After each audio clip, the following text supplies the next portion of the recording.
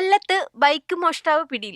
പാരിപ്പള്ളിയിൽ നിന്ന് യുവാവിന്റെ ബൈക്ക് മോഷ്ടിച്ചു കടന്ന പ്രതിയായ ചിറയിൻകീഴ് സ്വദേശി സുനിത്താണ് അറസ്റ്റിലായത്.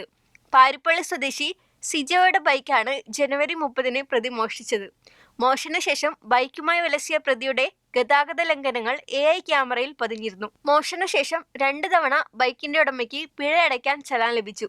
ഇതിനെ തുടർന്ന് ഇദ്ദേഹം പോലീസിൽ പരാതിപ്പെടുകയും അന്വേഷണം ആരംഭിക്കുകയുമായിരുന്നു. ഇതിനിടെ അന്വേഷണം നടക്കുന്നുണ്ടെന്നും താൻ പിടിക്കപ്പെടുമെന്നും സൂചന ലഭിച്ചതോടെ പ്രതി സ്വമേധയാ പോലീസിൽ കീഴടങ്ങുകയായിരുന്നു.